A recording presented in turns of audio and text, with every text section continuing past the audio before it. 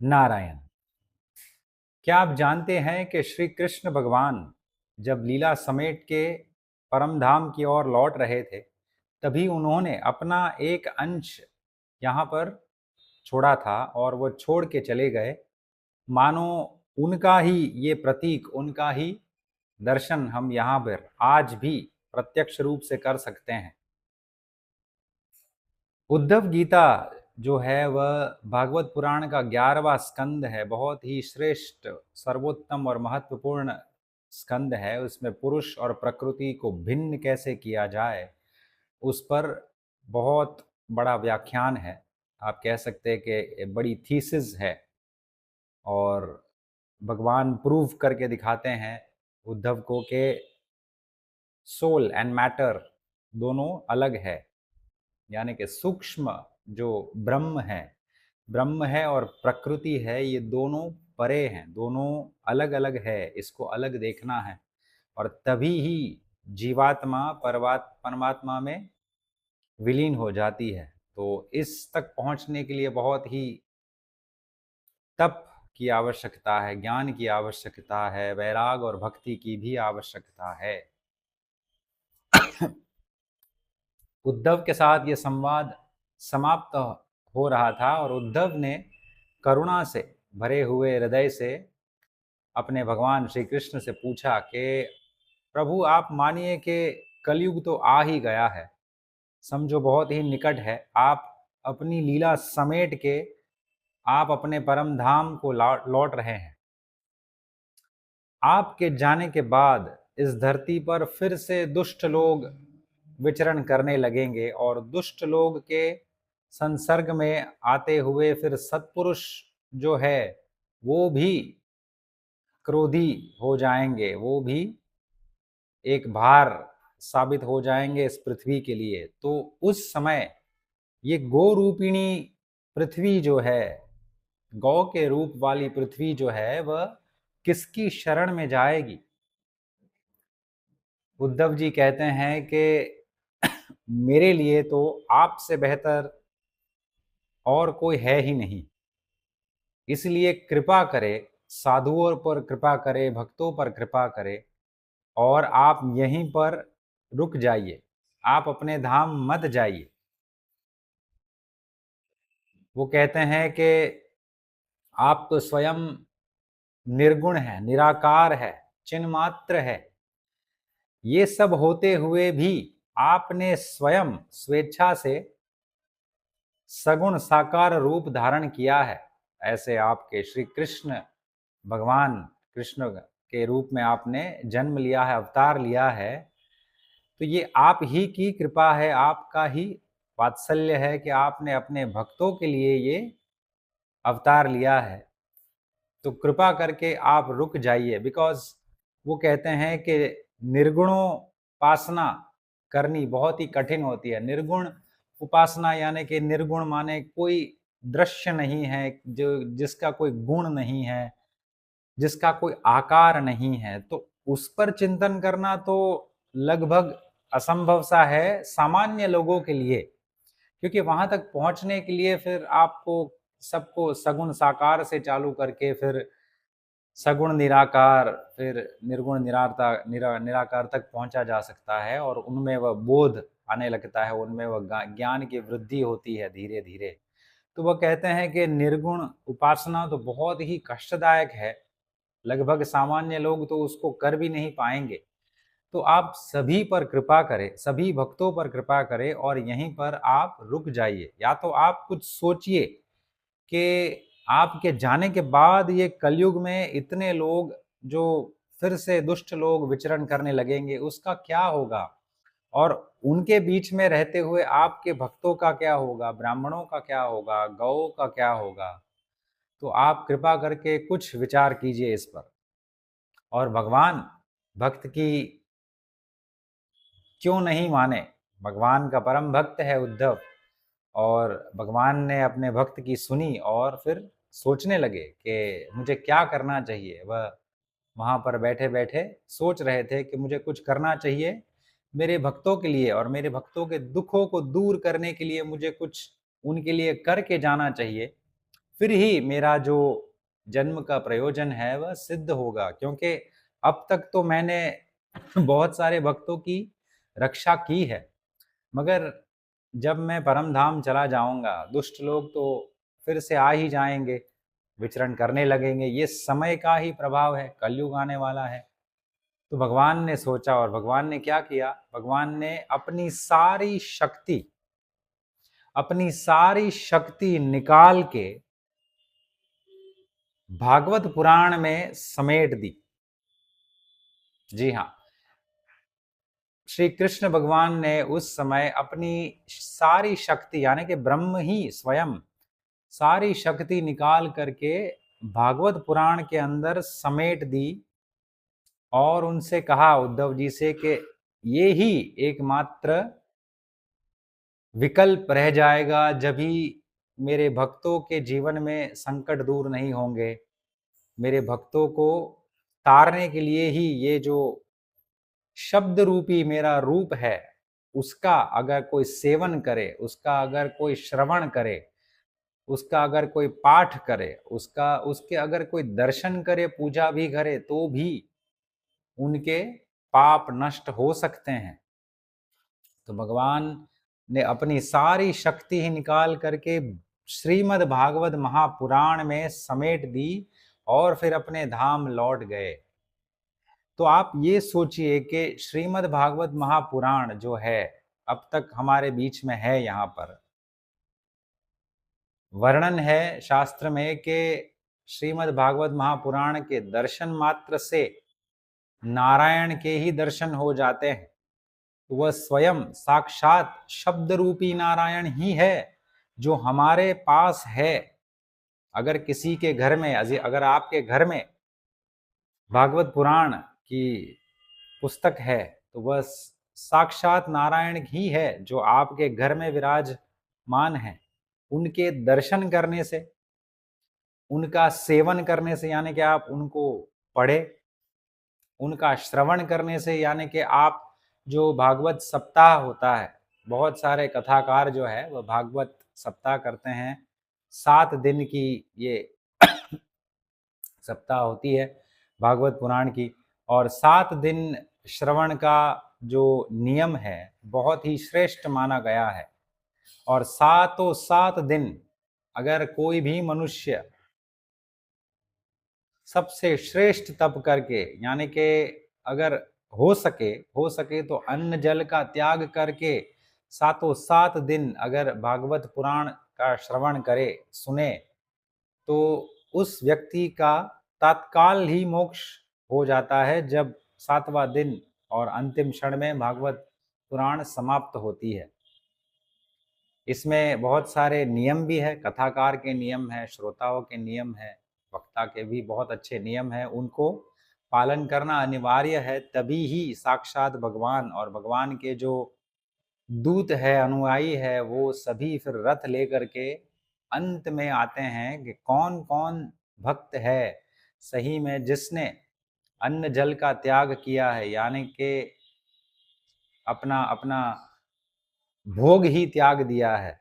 कौन ऐसे भक्त है जिसने ब्रह्मचर्य का पालन किया है, कौन ऐसे भक्त है जिसने सत्य निष्ठा रखी है आजीवन और ये 7 दिन तक भी, कौन ऐसे भक्त है जिसने क्रोध पर अंकुश प्राप्त कर लिया है, काम पर, लोभ पर, और एक क्षण भी क्रोध, काम, लोभ उनके मन में प्रवेश नहीं कर पाए हैं। कौन से ऐसे भक्त है जो सदैव 7 दिन और 7 रात, एक एक क्षण और क्षण के भीतर भी जितने आते हैं छोटे छोटे जो यूनिट्स होते हैं, उसमें भी भगवत चिंतन में ही मग्न रहे हैं, निमग्न रहे हैं। ऐसे कौन से भक्त है?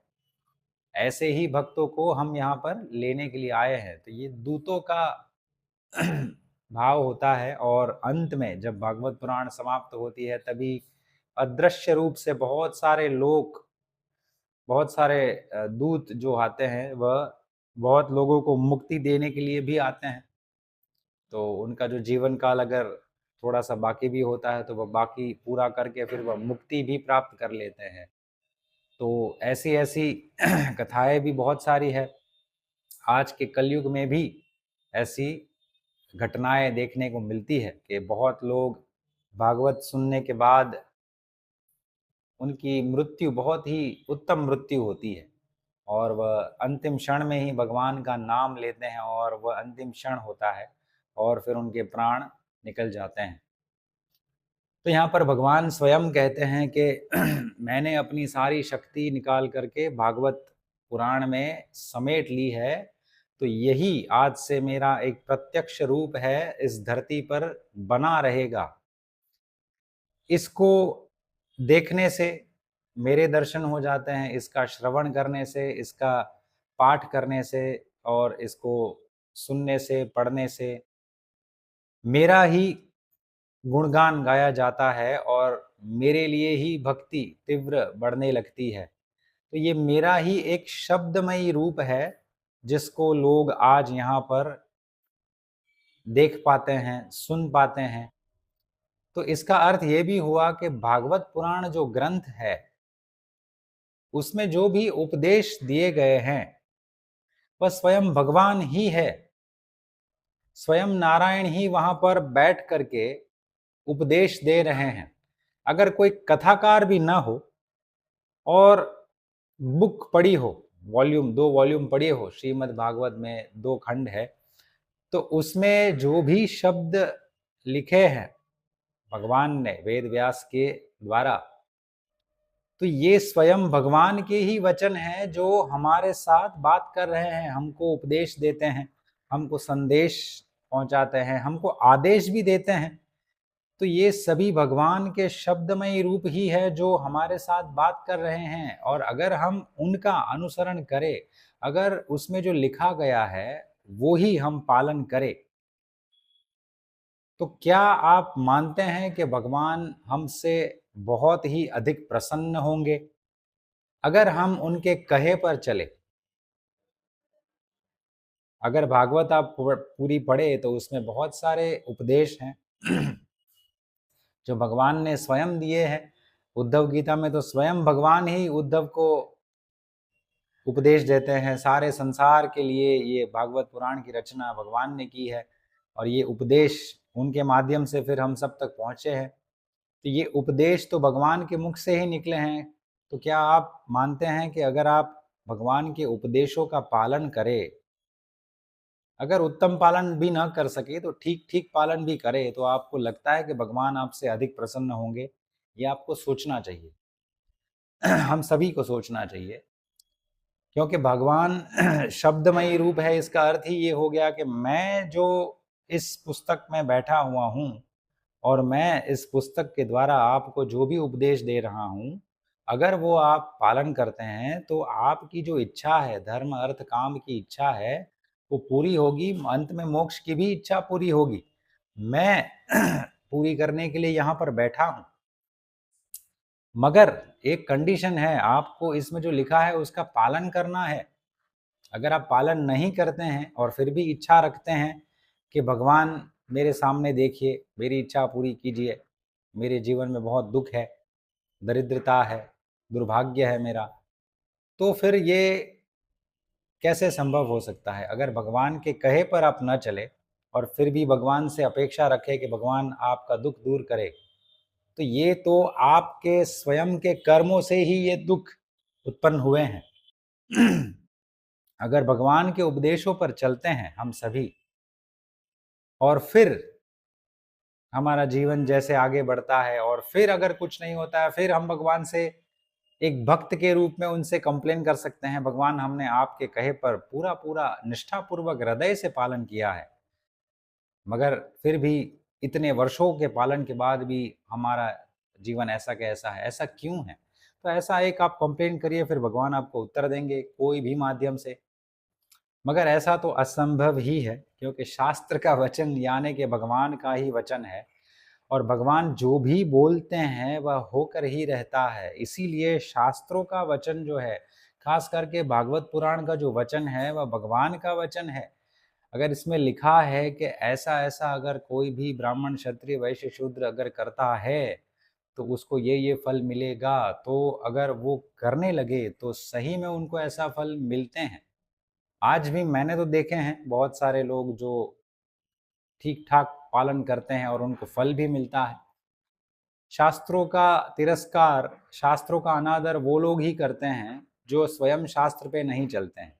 ये बात आप मान लीजिएगा, जो स्वयं शास्त्र के आधार पर जीते होंगे, शास्त्रों की मर्यादा का पालन करते होंगे, वो लोग कभी भी शास्त्रों की निंदा नहीं करेंगे, क्योंकि उनके जीवन में शास्त्रों के माध्यम से ही सुख आया है, दरिद्रता गई है, दुर्भाग्य मिटा है।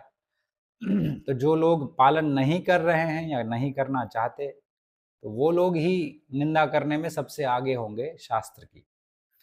तो ये एक सुंदर मैसेज है कि भगवान आज भी साक्षात प्रत्यक्ष रूप में हमारे समक्ष बैठे हैं, भागवत पुराण के रूप में।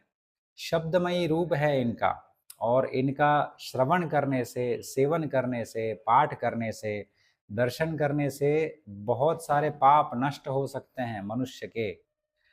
केवल हमारे भीतर की जो निष्ठा है, जो हमारे भीतर की जो विश्वास है, श्रद्धा है, उसको हमको डगमगाने नहीं देना है, उसको हमको फर्म रखना है। ऐसे जैसे एक पर्वत खड़ा रहता है और हिलता ही नहीं है, ऐसा ही हमारा विश्वास शास्त्र में होना चाहिए, भगवान में होना चाहिए। तभी ही भगवान उत्तम फल देने के लिए आतुर हो जाते हैं। तो ये सुंदर मैसेज हमें यहाँ पर देखने मिलता है। सेम वे आपको ये कह सकते हैं कि बलि राजा की कथा में भी ऐसा ही था। जब बलि राजा को सूतल में भेजा गया, तो त्रिविक्रम यानी कि वामन भगवान ने उनको वरदान दिया कि मेरे साथ आपके साथ मेरा सुदर्शन चक्र भी वहाँ पर रहेगा। तो मेरा मेरा जो स्वरूप है वह सुदर्शन चक्र के रूप में वहाँ पर स्थायी रहेगा। आप उनकी सेवा कर सकते हो, आप उनके दर्शन कर सकते हो। आप यही मानिए कि साक्षात नारायण ही आपके सूतल में विराजमान है, आपके समक्ष ही है। आप राजा बने रहिए, बलि को कहते हैं।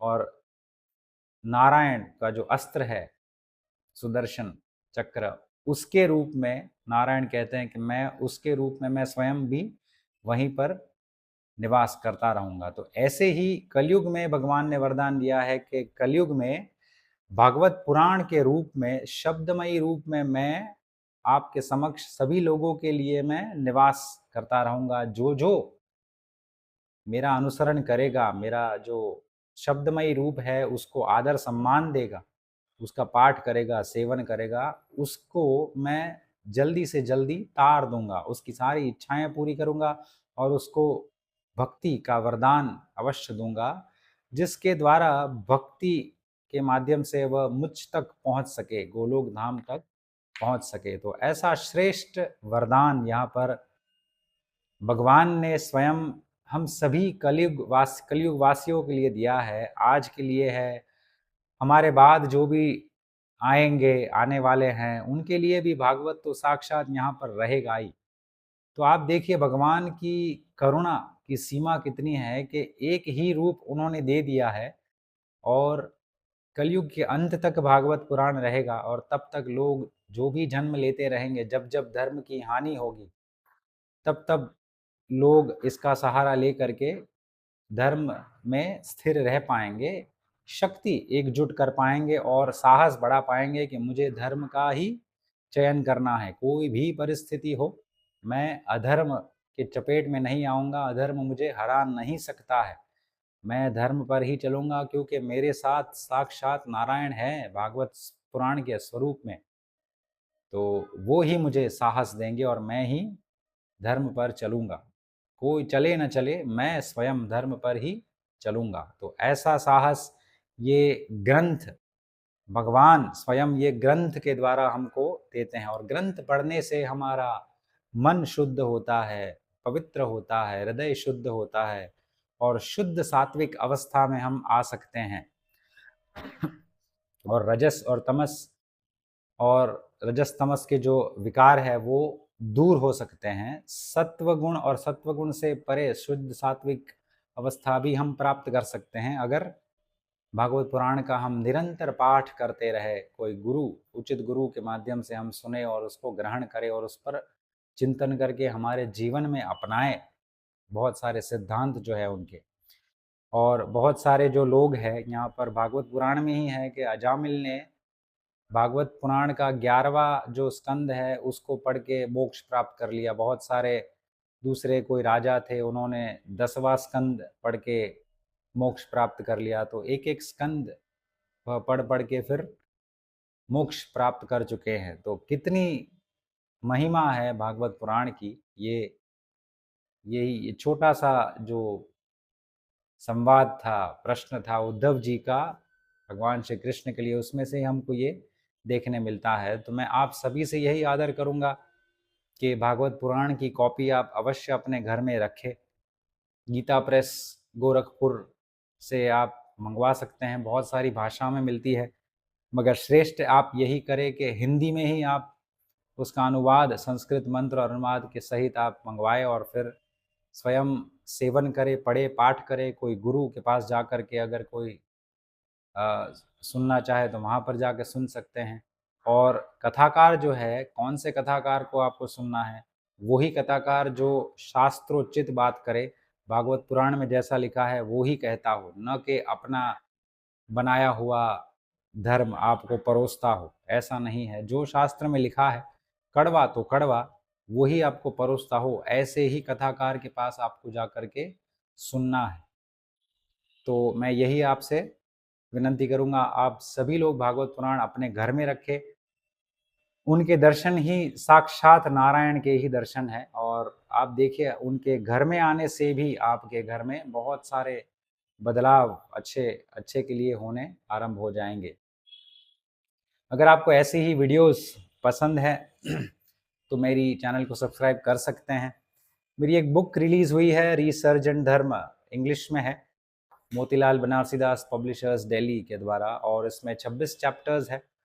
और 26 चैप्टर्स में मैंने यही मूल प्रश्न को एड्रेस किया है कि हमको आज इस कली काल में धर्म के माध्यम से कैसे हमारी इच्छाएं पूरी करनी है और अधर्म से हमको कैसे दूर रहना है। तो हमको जीना कैसे है, जिसके द्वारा कैसे जीना है कि भविष्य के पाप कम से कम हो जाए और भविष्य में हमको पुण्य ही पुण्य के फल मिलते रहे। तो ऐसा जीवन कैसा होना चाहिए, तो ये 26 चैप्टर के द्वारा मैंने ये बुक में लिखा है। 26 से अधिक स्टोरीज भी है, कहानियां हैं, जिसके द्वारा बहुत सरलता से समझा जा सकता है कि क्या कहने का प्रयास कर रहा है लेखक। तो बहुत सारी कथाएं हैं शास्त्रों का, और ये वर्षों का निचोड़ जो शास्त्रों का मेरा अध्ययन है उसको मैंने इसमें प्रस्तुत किया है। और एक वचन तो मैं अवश्य दे सकता हूँ कि इस बुक में कोई भी श्लोक, शास्त्र का कोई भी श्लोक है, उसको मैंने कभी भी ट्विस्ट नहीं किया है, यानी कि मैंने अपना कोई विचार इसमें नहीं परोसा है या मिलावट वाला श्लोक आपको नहीं दिया है। केवल और केवल शास्त्र में जो इसकी परिभाषा है उसी को मैंने बहुत अच्छा यहाँ आज के समय के अनुरूप बनते हुए मैंने लिखा है, और जिसके द्वारा बहुत सरलता से समझा जा सके। तो बहुत सरल बुक है और सरल रखने का प्रयास भी किया है, क्योंकि सरलता ही श्रेष्ठ माध्यम है कुछ भी समझने का और समझाने का। तो जीवन भी अगर सरल हो तो बहुत ही सुंदर लगता है। जैसे श्री राम का जीवन है, कहा जाता है कि सबसे सरल जीवन था उनका जीवन, जैसे आजकल कहते हैं खुली किताब है, तो श्री राम का जीवन तो सबसे सरल ही था। और सरल को समझना सबसे कठिन होता है, सरल बनना ही सबसे कठिन होता है। तो ये पुस्तक में भी मैंने केवल सरलता का आप कह सकते हैं कि एक मीन्स, और मैंने prop as a prop use किया है कि एकदम ईजिली, एकदम सरलता से मैं आपको सभी को ये परोस सकूँ कि हम हमारे लिए श्रेष्ठ क्या है, कि हमारा आने वाला भविष्य कैसे उज्जवल हो सके, हमारे पूरे समाज का, पूरे देश का। तो इसके परचेज लिंक्स कमेंट्स में हैं, आप देख सकते हैं।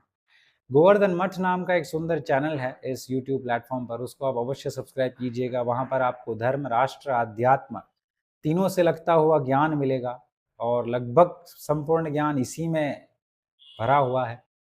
अगर वो वीडियोस आप धीरे धीरे सुनते हैं, ध्यानपूर्वक अपने जीवन में भी उतारने का प्रयास करते हैं, थोड़ा थोड़ा थोड़ा, तो आप देखिएगा आपका भी जीवन धीरे धीरे सुधरने लगेगा, कल्याणमय होता जाएगा। ये मेरा विश्वास है। शिव शंकर प्रलयंकर।